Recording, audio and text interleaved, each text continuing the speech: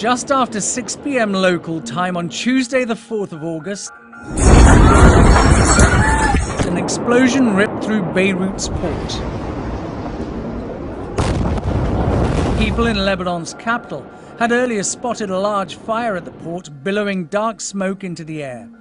There were reports that a warehouse containing fireworks had caught fire. And several videos of the scene showed coloured flashes in the flames. Videos from the scene suggest there was one smaller explosion. And then roughly 30 seconds later, this enormous shock. The blast struck with the force of a 3.5 magnitude earthquake. This was the aftermath. Windows shattered in buildings across the city and damaged cars on the roads near the port. This is where the explosion happened. 4 kilometers away, in the St. Mar-Meroun church, a priest and his congregation were taking part in Mass.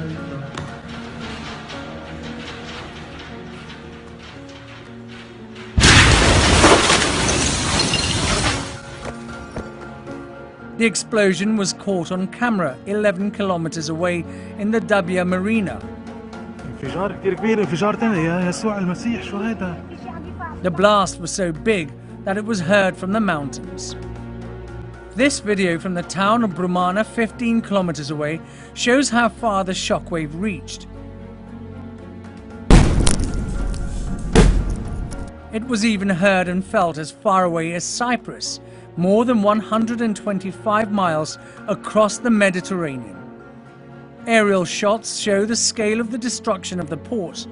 It reportedly housed 85% of Lebanon's supply of grain, which was a strategic food reserve in a country crippled by economic meltdown. You can see the impact on the Beirut port silos building before and after the explosion.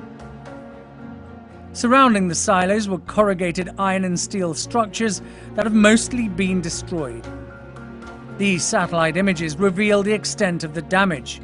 This crater was once a warehouse. Now it's underwater.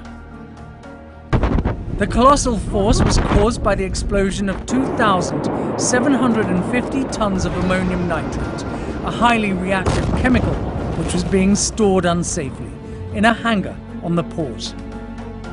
Lebanon's Prime Minister Hassan Diab has promised that those responsible for the catastrophe will pay the price.